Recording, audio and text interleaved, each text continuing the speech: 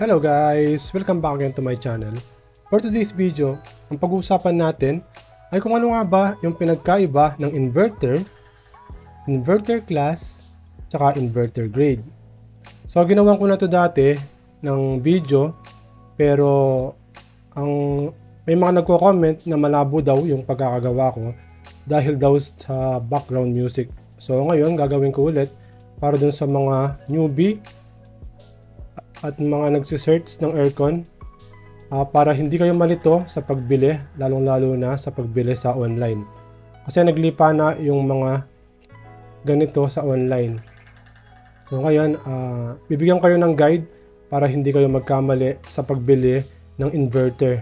Lalo na kung inverter talaga yung bibili nyo na aircon, baka magkamali kayo. Okay?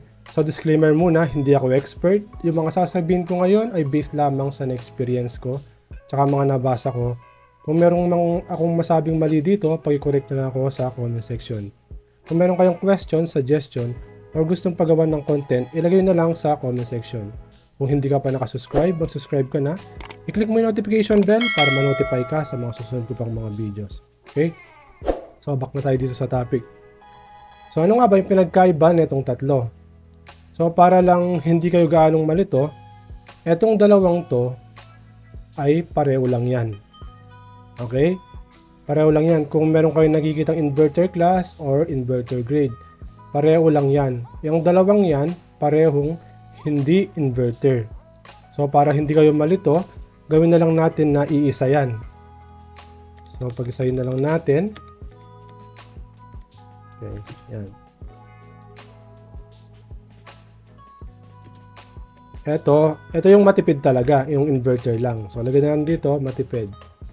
So, ito, lagay natin, non-inverter. Yan. Para lang hindi na kayo malito. Mapadali na lang. Okay? Yung iba kasing brand, ang tawag nila ay inverter class. Yung ibang brand naman, inverter grade. So, ngayon, ipapakita ko sa inyo yung example kung saan makikita yan para dun sa mga newbie. Kung sakala magsisearch kayo ng aircon. So, yung sample natin ay, halimbawa, magsisearch kayo sa Lazada. Take note nyo to guys ha. Itong dalawang to, pareho lang yan ha. Parehong non-inverter yan ha. Yung dalawang yan, yung meron kayong nakitang inverter class, tsaka inverter grade. Parehong non-inverter yan. Huwag kayong palilito. Okay? Yung matipid lang dyan, yung inverter lang yung nakalagay. Pero, i-check nyo pa rin yung description or yung mga specs ng mismong aircon. So, kaya papakita ko.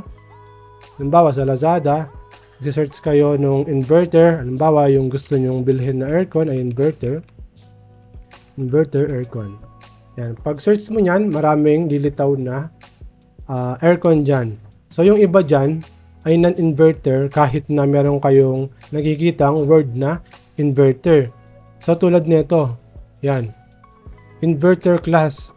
So tulad ng sabi ko kanina dito, yung inverter class tsaka inverter grade, hindi yan inverter.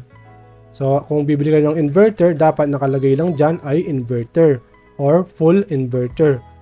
Okay? So ito, inverter class, yan ang tawag ng Astron. Sa non-inverter or inverter class. Okay? So yan, inverter class. Pag meron kayong nakitang ganyan, hindi yan inverter. Okay?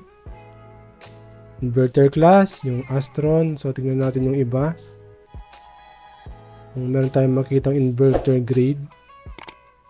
Eto, yung Fuji Denso, ang tawag naman nila inverter grade. Pero magkamukha lang yan. Inverter class tsaka inverter grade.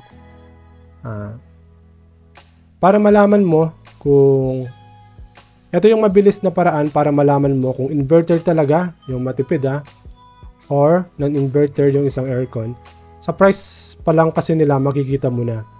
Yung nakikita ko na pinakamura na inverter talaga, na yung matipid, ay nasa 16,000 or 17,000 pataas. Kung nasa 10,000 pababa na yan, non-inverter na yon. Kasi kung inverter yon, napakamura. Pero na lang kung second hand yan. Okay, pero kung dito ka magse-search sa Lazada, yan, binibigyan kita ng guide para hindi ka magkamali sa pagbili ng inverter. Okay, sa price pa lang nila napakalayo na. So, tulad nito, Yan, inverter. Grade. Ito naman, walang nakalagay. So, dun sa mga seller ng aircon, sana man lang, ilagay nyo na kagad kung non-inverter yan or inverter. Kung non-inverter, ilagay nyo non-inverter. Pero, ewan ko kung lalagay nila yon kasi nga, yung word na inverter, pang market nila yon. Okay. Pero sana maging concern tayo dun sa mga consumer. Kasi pag yung bibili ng aircon kapag walang idea sa pagbili ng inverter, kapag meron siyang nakitang inverter, kala niya, inverter talaga yan, na which is yung matipid talaga. So, dapat ilagay na kagad na non-inverter yan. Ito, check natin. Nasa 15,000 yung nakalagay pero walang nakalagay na inverter class. Wala din nakalagay na inverter dito. Okay? So, check natin. Yung seller, legit naman. Yan, pero dapat, i-check nyo mabuti guys. Kung inverter talaga to, nandito naman yan, papakita naman nila, ito, nakalagay na inverter. Okay, walang nakalagay na inverter class, walang nakalagay na inverter grade, pero nilagay nila non-inverter. Pero sana dito pa lang nilagay na nila non-inverter, pero wala kasi nakalagay. Oh. So yung iba, yun yung strategy nila para maakit nila yung mga consumer. So sana wag niyang gawin yon kasi kawawa yung mga walang idea sa pagbili ng inverter. So kung meron kayo napilang aircon tapos gusto niyo inverter, tapos hindi kayo sure kung inverter yan, pwede nyo ilagay sa description. Ay pwede nyo ilagay yan sa comment section tapos check ko kung inverter talaga yan or non-inverter. Yun sa mga bago lang. Okay, para mag-guide ko kayo at hindi kayo magkamali.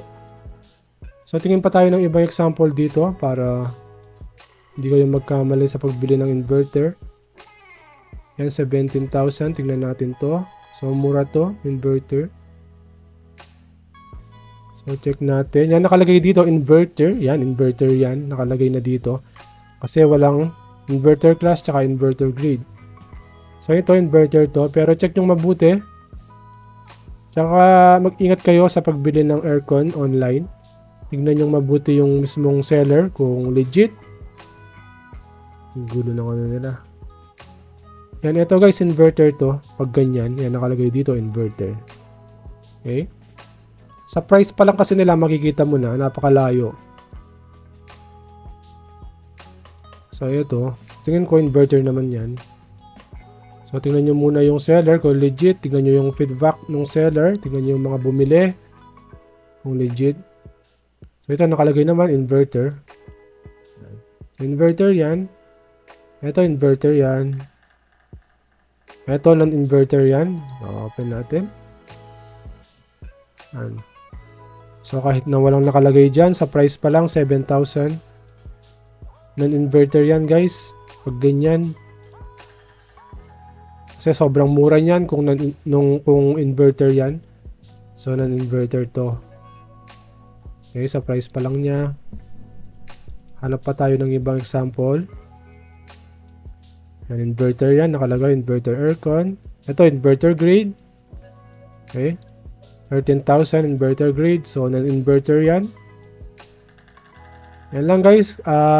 Tignan nyo mabuti kung inverter class, inverter grade.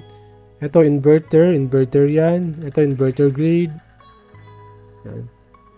Ito, sa price pa lang. Inverter grade. Ito, inverter class. Yan. Okay. Kung meron kayong makita na 16 to 17 pataas, inverter yan. Pero check nyo munang mabuti. Baka nililito lang din kayo sa price. Okay guys. Sana meron kayong natutunan sa video na to. Okay, kung meron kayong question, ilagay nyo lang sa comment section. Kung meron ako nasabing mali dito, or kung meron pa kayong gustong idagdag dito, ilagay nyo lang sa comment section.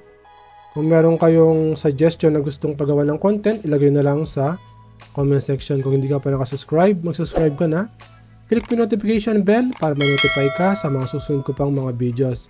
So mag-upload pa ako ng mga videos ngayong magsa-summer para guide dun sa mga newbie na bibili ng aircon para hindi kayo magkamali sa pagbili.